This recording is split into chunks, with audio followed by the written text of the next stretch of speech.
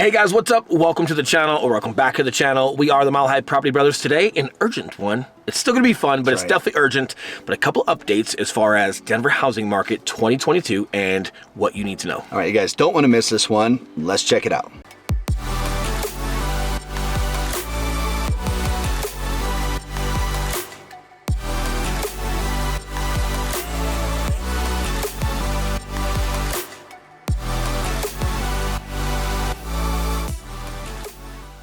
What's up, guys? I'm Eli Schmidt. This is my partner, Will Grimes. And if it's your first time checking out our channel, welcome. And while you're here, hit that subscribe button. And don't forget the little notification bell right next to it, because that way you'll get notified all week long, anytime we drop some new content where we tell you everything there is to know about moving to or living in the entire Denver, Colorado area. 100%. And we are licensed brokers here in the state of Colorado, which means as much as we love making these videos, we would love more to help you guys with those real estate needs. So that number that's popping up below, we are the guys who answer the phone calls, text messages, and those emails. So if there's something we can do for you, we would love to. But with that being said, a little urgent. We want to get this out to you guys as soon as possible. We felt like it was that important. So yep, we are in the truck again out. We actually just got done with some clients out here in Castle Pines. So super fun, and they had a lot of the same questions that we're gonna be speaking to you guys about, but a couple changes as far as the weather warming up and this spring/summer season. And yes, there is an ebb and flow to this. We have talked about it a little bit, but two major things that we see happening right now is what we want to get into. Just for a little context here, depending on what time of year you're watching this, this is April 2022,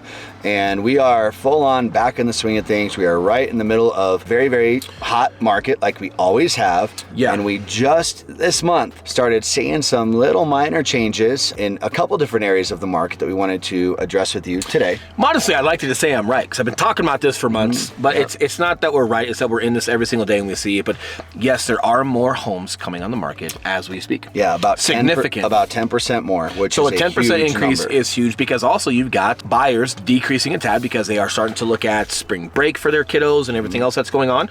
I've got some friends that are taking their kids on vacation, so buyers are starting to slow down just a tad bit, but you've got more inventory coming on for the same reasons as buyers are going on vacation, the same reason people want to sell their home. It's starting to warm up. Flowers look great, grass looks great in the yard. It's a lot easier to have people coming in and out of your home when it's not winter time. You're probably going on spring break anyway, so you'd like to put your home on the market, because then, hey, we can have it on the market for 2 full weekends and not be bothered because we're on vacation anyway. Like, a lot of people love selling their house that way. So if you're a buyer right now, being super competitive or taking that time to investigate everything else that's coming on could put yourself in a good position here in Denver. Now, one of the reasons for the urgency of this video is, you know, we've been saying for 3 years that, hey, if there's anything that is going to cause a stabilization in our market, notice we're not saying a dip in the market or a crash or a decrease in price, but rather a slowdown in the appreciation or a stabilization, it's going to be, and this is what we've been saying, go back to our first videos, you'll see it, an increase in interest rates, and that really is a catalyst to it. So right now we are seeing interest rates start to close in on the 5% mark, and what's happening is a couple things. You're seeing that push some buyers out of the buyer pool a little bit. If they were tight on it before, 5%, that could greatly impact how much they're able to purchase. Now, that in conjunction with the springtime, sellers getting their house on the market, this 10% increase in inventory, which isn't uncommon for this time of year, those two things together is really what's creating some decent opportunities for buyers out there. And just behaviors of sellers, like they know that interest rates have climbed a little bit, so now sellers think, oh crap,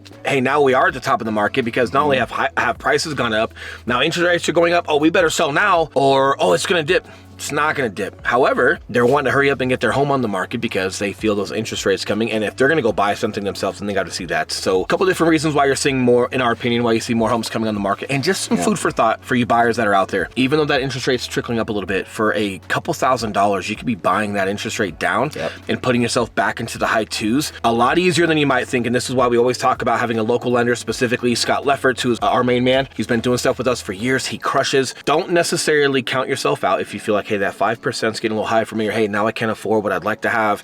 There are tons of options. Not turning that stone, not having a phone call, you'd be doing yourself a disservice.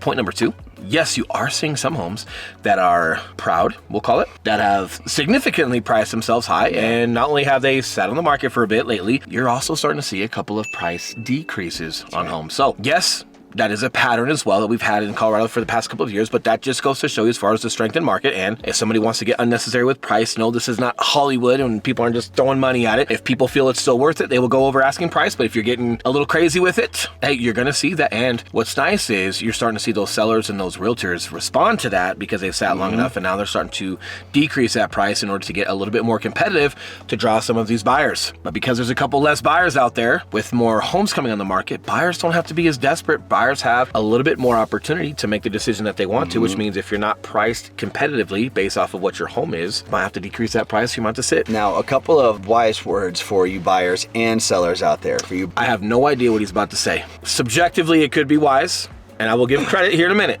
I just want to let you know, like, I don't need you guys attaching me to any wise comments. There we go. Like I was saying, a couple wise words out there per Eli's opinion. For you buyers that are out there, do not take it easy. Do not kick back and rest and think you've got all this time now, that the market in Colorado is easy peasy. By the market stabilizing a little bit, I mean going from 10 to 15 offers to 5 to 8 offers per property. So it is still very competitive. There's a lot of opportunity that we're seeing out there that we haven't seen before. But again, it doesn't mean that, hey, you can just kick back and relax and I can get any old home any old time I want. Not the case. You still got to be very strategic and very competitive. Now, with that being said, sellers out there, I'm sure your home is gorgeous, right?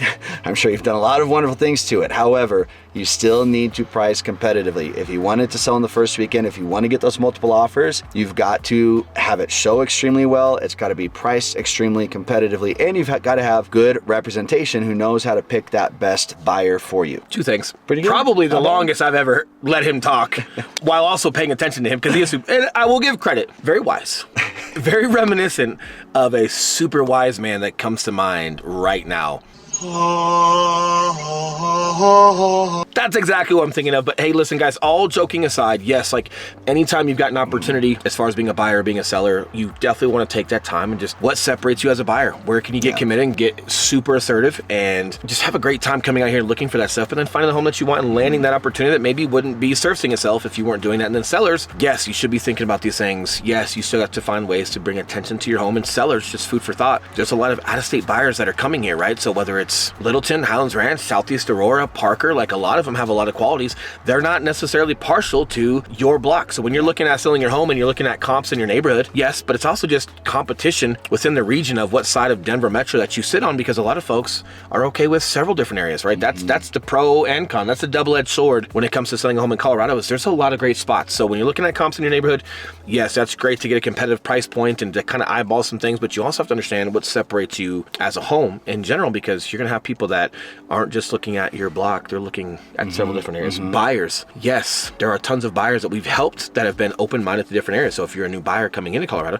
yes, be super open-minded to different areas, because there's a lot of qualities with great school districts, great outdoor experiences that are here. So don't necessarily pigeonhole yourself into one street or one neighborhood. Keep an open mind, get super assertive, and just capitalize on those opportunities. Other than, yes, we are licensed brokers in the state of Colorado, and yes, just as much as we love making these videos, we would love more to help you with those real estate needs. So that number that is popping back below, we are the guys who answer the phone calls, text messages, and those emails. So if there's something we can do to help you, whether it's this wise man or this wise ass, we are super happy and super excited to help you guys. All right, we'll see you next time. See you guys.